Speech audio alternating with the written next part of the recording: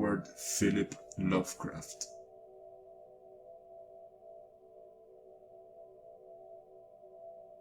Del más allá.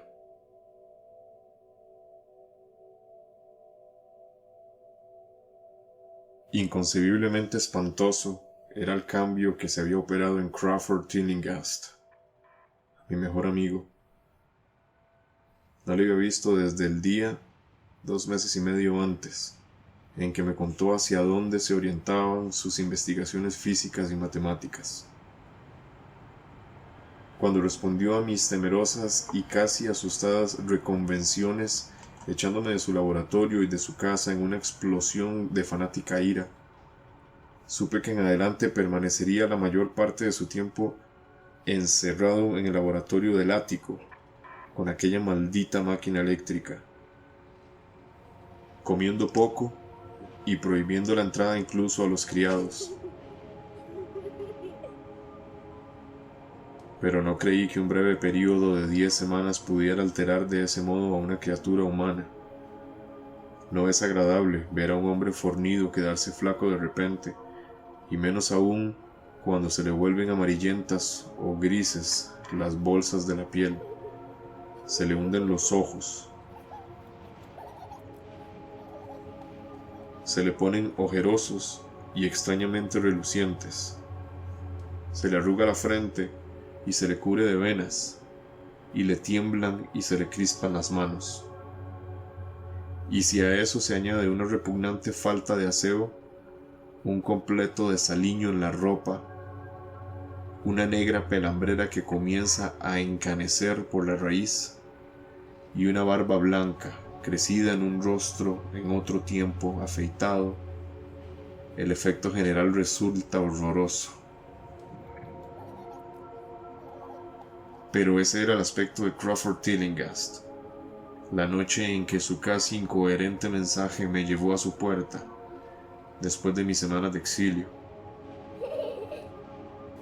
Ese fue el espectro que me abrió temblando, vela en mano, y miró furtivamente por encima del hombro, como temeroso de los seres invisibles de la casa vieja y solitaria, retirada de la línea de edificios que formaban Benevolent Street.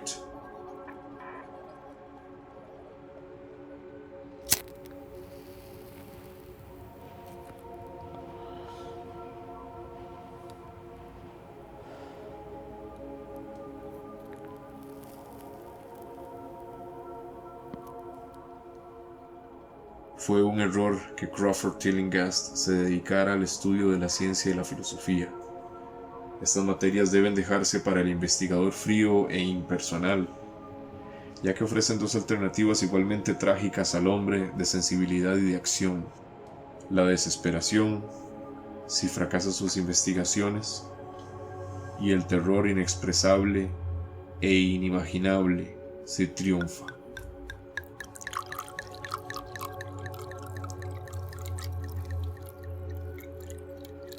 Tillinghast había sido una vez víctima del fracaso, solitario y melancólico, pero ahora comprendí con angustiado temor que era víctima del éxito.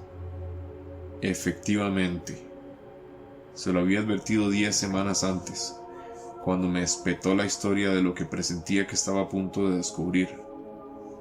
Entonces se excitó y se congestionó, hablando con voz aguda y afectada, aunque siempre pedante. ¿Qué sabemos nosotros?, había dicho, del mundo y del universo que nos rodea. Nuestros medios de percepción son absurdamente escasos, y nuestra noción de los objetos que nos rodean infinitamente estrecha. Vemos las cosas solo según la estructura de los órganos con las que percibimos, y no podemos formarnos una idea de su naturaleza absoluta.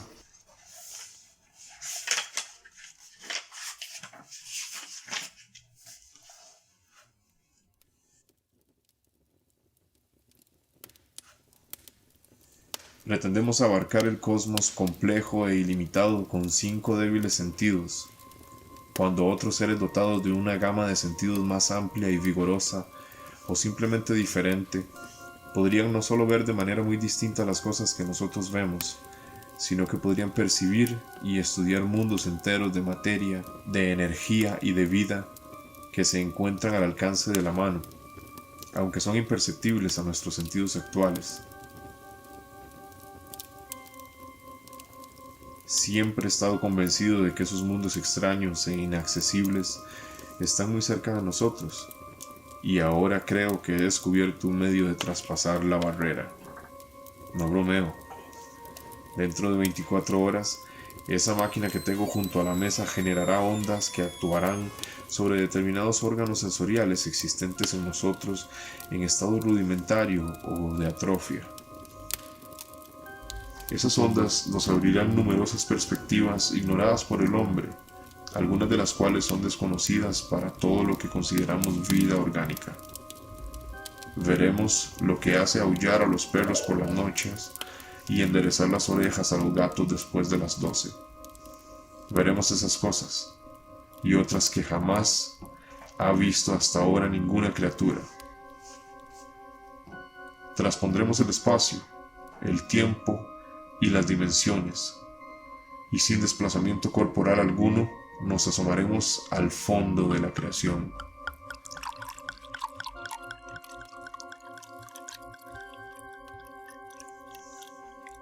Cuando vi a Tillinghast decir estas cosas, le amonesté, porque le conocía lo bastante como para sentirme asustado, más que divertido, pero era un fanático y me echó de su casa.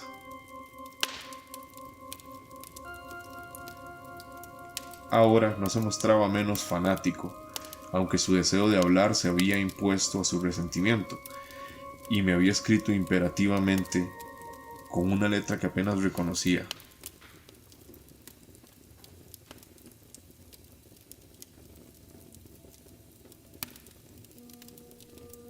Al entrar en la morada del amigo, tan súbitamente metamorfoseado en gárgola temblorosa, me sentí contagiado del terror que parecía acechar en todas las sombras. Las palabras y convicciones manifestadas 10 semanas antes parecían haberse materializado en la oscuridad que reinaba más allá del círculo de luz de la vela, y experimenté un sobresalto al oír la voz cavernosa y alterada de mi anfitrión. Deseé tener cerca a los criados, y no me gustó cuando dijo que se habían marchado todos hacía 3 días. Era extraño que el viejo Gregory al menos hubiese dejado a su señor sin decírselo a un amigo fiel como yo. Era él quien me había tenido al corriente sobre Tillinghast, desde que me echara furiosamente. Sin embargo, no tardé en subordinar todos los temores a mi creciente curiosidad y fascinación. No sabía exactamente qué quería Crawford Tillinghast ahora de mí, pero no dudaba que tenía algún prodigioso secreto o descubrimiento que comunicarme. Antes, le había censurado sus anormales incursiones en lo inconcebible.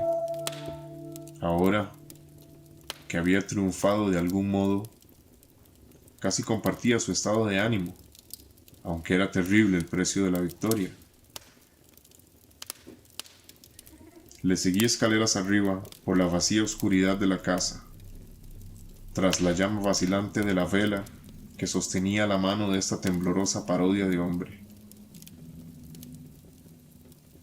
Al parecer, estaba desconectada la corriente, y al preguntárselo a mi guía, dijo que era por un motivo concreto. Sería demasiado. No me atrevería. Prosiguió murmurando. Observé especialmente su nueva costumbre de murmurar, ya que no era propio de él hablar consigo mismo.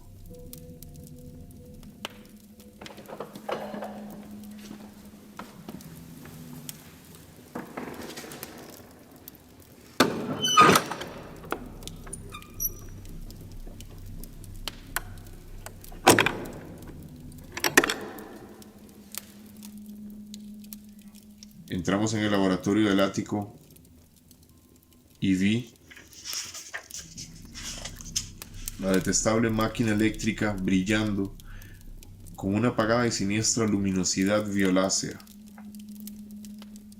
Estaba conectada a una potente batería química, pero no recibía ninguna corriente, porque recordaba que, en su fase experimental, chisporroteaba y zumbaba cuando estaba en funcionamiento.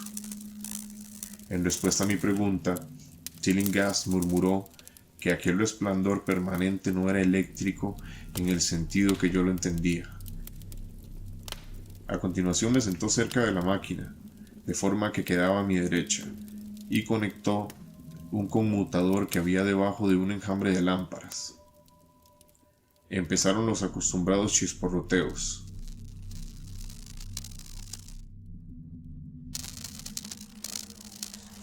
Se convirtieron en rumor y finalmente en un zumbido tan tenue que daba la impresión de que había vuelto a quedar en silencio. Entretanto, la luminosidad había aumentado, disminuido otra vez y adquirido una pálida y extraña coloración, o mezcla de colores, imposible de definir ni describir. Tillinghast había estado observándome y notó mi expresión desconcertada. ¿Sabes qué es eso?, susurró. Rayos ultravioleta. Rió de forma extraña ante mi sorpresa. ¿Tú creías que eran invisibles? Y lo son, pero ahora pueden verse. Escucha. Las ondas de este aparato están despertando los 1000 sentidos aletargados que hay en nosotros. Sentidos que heredamos durante los evos de evolución que median del estado de los electrones inconexos al estado de humanidad orgánica. Yo he visto la verdad y me propongo enseñártela. ¿Te gustaría saber cómo es? Pues te lo diré. Aquí Tillinghast se sentó frente a mí, apagó la vela de un soplo y me miró fijamente a los ojos.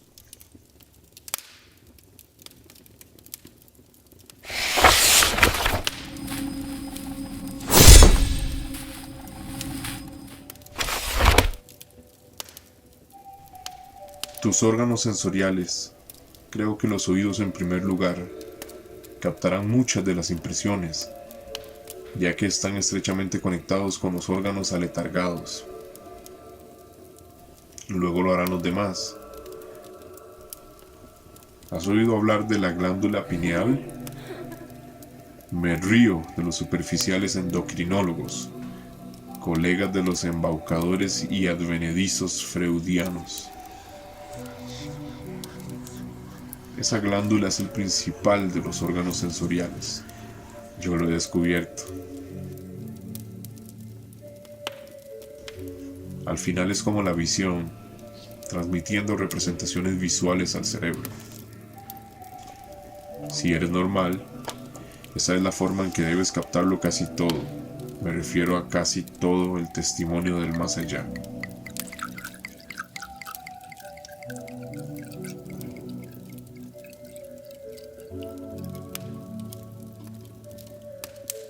Miré la inmensa habitación del ático, con su pared sur inclinada, vagamente iluminada por los rayos que los ojos ordinarios son incapaces de captar.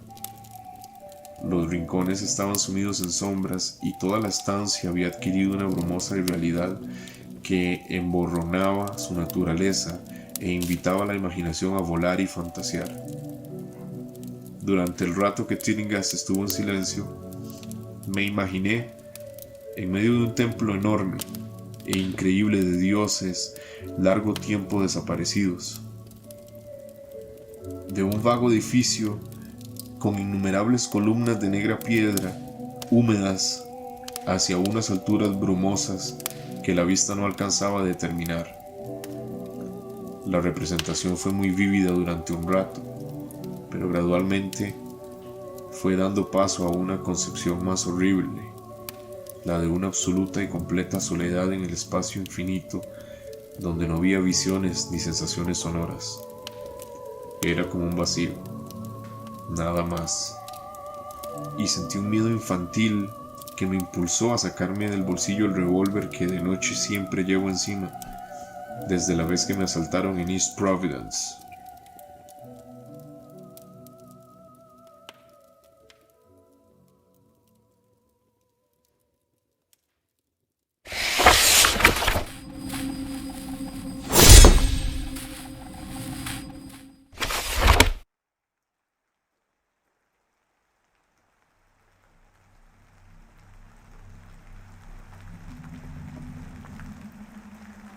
La representación fue muy vívida durante un rato, pero gradualmente fue dando paso a una concepción más horrible, la de una absoluta y completa soledad en el espacio infinito, donde no había visiones ni sensaciones sonoras. Era como un vacío, nada más. Y sentí un miedo infantil que me impulsó a sacar del bolsillo el revólver que de noche siempre llevo encima, desde la vez que me asaltaron en East Providence. Luego, de las regiones más remotas, el ruido fue cobrando suavemente realidad. Era muy débil, sutilmente vibrante, inequívocamente musical, pero tenía tal calidad de incomparable frenesí que sentí su impacto como una delicada tortura por todo mi cuerpo. Experimenté la sensación que nos produce el arañazo fortuito sobre un cristal esmerilado. Simultáneamente, noté algo así como una corriente de aire frío que pasó junto a mí, al parecer en dirección al ruido distante. Aguardé con el aliento contenido y percibí que el ruido y el viento iban en aumento, produciéndome la extraña impresión de que me encontraba atado a unos raíles por los que se acercaba una gigantesca locomotora. Empecé a hablarle a Tillinghast e instantáneamente se disiparon todas esas inusitadas impresiones. Volví a ver al hombre, las máquinas brillantes y la habitación a oscuras. Tillinghast sonrió repulsivamente al ver el revólver que yo había sacado casi de manera inconsciente. Pero su expresión, comprendí que había visto y oído lo mismo que yo, si no más. Le conté en voz baja lo que había experimentado y me pidió que me estuviese lo más quieto y receptivo posible. No te muevas, me advirtió, porque con estos rayos pueden vernos del mismo modo que nosotros podemos ver.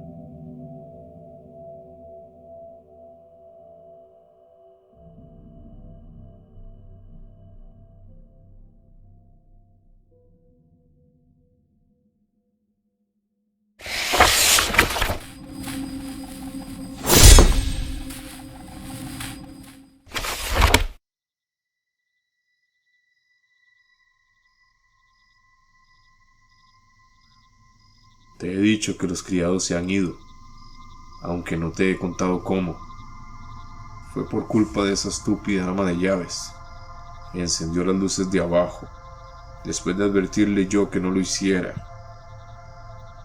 Y los hilos captaron vibraciones simpáticas. Debió ser espantoso. Pude oír los gritos desde aquí, a pesar de que estaba pendiente de lo que veía y oía en otra dirección. Más tarde, me quedé horrorizado al descubrir montones de ropa vacía por toda la casa. Las ropas de la señora Updike estaban en el vestíbulo, junto a la llave de la luz, por eso sé que fue ella quien encendió. Pero mientras no nos movamos, no correremos peligro. Recuerda que nos enfrentamos con un mundo terrible en el que estamos prácticamente desamparados. No te muevas. El impacto combinado de la revelación y la brusca orden me produjo una especie de parálisis, y en el terror mi mente se abrió otra vez a las impresiones procedentes de lo que Tillinghast llamaba el más allá.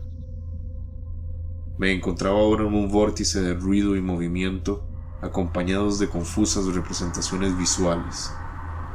Veía los contornos borrosos de la habitación, pero de algún punto Del espacio parecía brotar una hirviente columna de nubes o formas imposibles de identificar que traspasaban el sólido techo por encima de mí a mi derecha. Luego volví a tener la impresión de que estaba en un templo, pero esta vez los pilares llegaban hasta un océano aéreo de luz, del que descendía un rayo cegador a lo largo de la brumosa columna que antes había visto. Después, la escena se volvió casi enteramente calidoscópica, y en la mezcolanza de imágenes, sonidos e impresiones sensoriales inidentificables, sentí que estaba a punto de disolverme o de perder, de alguna manera, mi forma sólida. Siempre recordaré una visión deslumbrante y fugaz. Por un instante, me pareció ver un trozo de extraño cielo nocturno poblado de esferas brillantes que giraban sobre sí, y mientras desaparecía, vi que los soles resplandecientes componían una constelación o galaxia de trazado bien definido. Dicho trazado correspondía al rostro distorsionado de Crawford Tillinghast. Un momento después, sentí pasar unos seres enormes y animados. Unas veces rozándome y otras caminando o deslizándose sobre mi cuerpo supuestamente sólido, y me pareció que Tillinghast los observaba como si sus sentidos más afesados pudieran captarlos visualmente. Recordé lo que había dicho de la glándula pineal y me pregunté si estaría viendo con ese ojo preternatural. De pronto, me di cuenta de que yo también poseía una especie de visión aumentada. Por encima del caos de las luces y sombras, se alzó una escena que, aunque vaga, estaba dotada de solidez y estabilidad. Era un cierto modo familiar, ya que lo inusitado se superponía al escenario terrestre habitual, a la manera como la escena cinematográfica se proyecta sobre el telón pintado de un teatro. Vi el laboratorio del ático, la máquina eléctrica y la poco agraciada figura de Tillinghast enfrente de mí, pero no había vacía la más mínima fracción del espacio que separaba a todos estos objetos familiares. Un sinfín de formas indescriptibles, vivas o no, se mezclaban entre medias en repugnante confusión, y junto a cada objeto conocido se movían mundos enteros y entidades extrañas y desconocidas. Asimismo, parecía que las cosas cotidianas entraban en la composición de otras desconocidas y viceversa. Sobre todo, entre las entidades vivas había negrísimas y gelatinosas monstruosidades que temblaban flácidas en armonía con las vibraciones procedentes de la máquina. Estaban presentes en repugnante profusión y para horror mío descubrí que se superponían, que eran semifluidas y capaces de interpenetrarse mutuamente y de atravesar lo que conocemos como cuerpos sólidos. No estaban nunca quietas, sino que parecían moverse con algún propósito maligno. A veces se devoraban unas a otras, lanzándose la atacante sobre la víctima y eliminándola al instante de la vista. Comprendí, con un estremecimiento, que era lo que había hecho desaparecer a la desventurada servidumbre, y ya no fui capaz de apartar dichas entidades del pensamiento, mientras intentaba captar nuevos detalles de este mundo recientemente visible que tenemos a nuestro alrededor. Pero Tillinghast me había estado observando y decía algo. ¿Los ves? ¿Los ves? ¿Ves a esos seres que flotan y aletean en torno tuyo y a través de ti, a cada instante de tu vida? ¿Ves las criaturas que pueblan lo que los hombres llaman el aire puro y el cielo azul? No he conseguido romper la barrera. No te he mostrado mundos que ningún hombre vivo ha visto. Oí que gritaba a través del caos y vi su rostro insultantemente cerca del mío. Sus ojos eran dos pozos llameantes que me miraban con lo que ahora sé que era un odio infinito. La máquina zumbaba de manera detestable.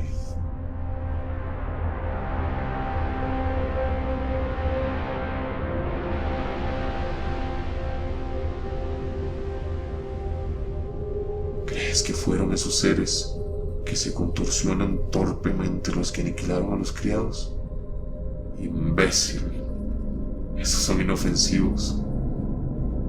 Pero los criados han desaparecido. No es verdad. Tú trataste de detenerme. Me desalientabas cuando necesitaba hasta la más pequeña migaja de aliento. Te asustaba enfrentarte a la verdad cósmica, condenado cobarde.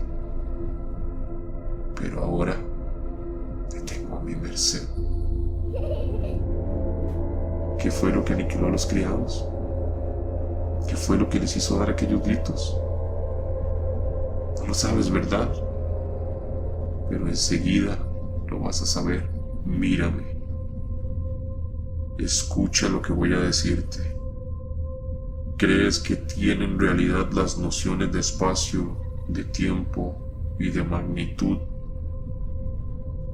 ¿Supones que existen cosas tales como la forma y la materia? Pues yo te digo que he alcanzado profundidades que tu reducido cerebro no es capaz de imaginar. Me he asomado más allá de los confines del infinito y he invocado a los demonios de las estrellas. He cabalgado sobre las sombras que van de mundo en mundo sembrando la muerte y la locura. Soy dueño del espacio. ¿Me oyes? Y ahora hay entidades que me buscan, seres que devoran y disuelven, pero sé la forma de eludirlas. Es a ti a quien cogerán como cogieron a los criados. ¿Se remueve el Señor? Te he dicho ya que es peligroso moverse. Te he salvado antes al advertirte que permanecieras inmóvil, a fin de que vieses más cosas y escuchases lo que tengo que decir. Si te hubieses movido hace rato, que se habrían arrojado sobre ti. No te preocupes, no hacen daño, como no se lo hicieron a los criados. Fue el verlos lo que les hizo gritar de aquella forma a los pobres diablos. No son agraciados, mis animales favoritos. Vienen de un lugar cuyos cánones de belleza son muy distintos. La desintegración es totalmente indolora, te lo aseguro, pero quiero que los veas. Yo estuve a punto de verlos, pero supe detener la visión. ¿No sientes curiosidad? Siempre he sabido que no eras científico. Estás temblando, temblando de ansiedad por ver las últimas entidades que he logrado descubrir. ¿Por qué no te mueves entonces? ¿Estás cansado? Bueno, no te preocupes, amigo mío, porque ya vienen. Mira, mira, maldito. Mira, ahí, en tu hombro izquierdo.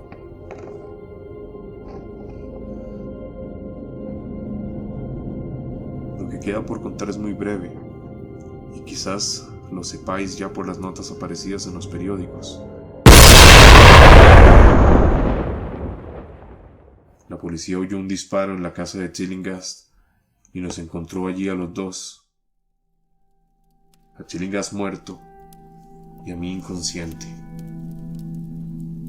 Me detuvieron porque tenía el revólver en la mano, pero me soltaron 3 horas después al descubrir que había sido un ataque de apoplejía lo que había acabado con la vida de Chillingast y comprobar que había dirigido el disparo contra la dañina máquina que ahora yacía inservible en el suelo del laboratorio. No dije nada sobre lo que había visto, por temor a que el forense se mostrase escéptico, pero por la vaga explicación que le di, el doctor comentó que sin duda yo había sido hipnotizado por el homicida y vengativo demente.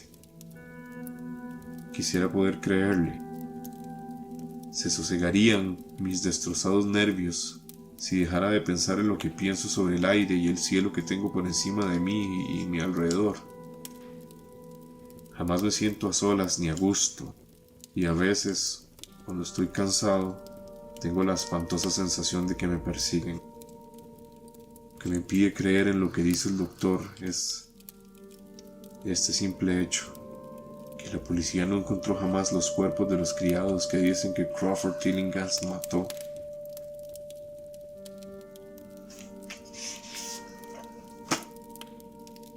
Del más allá.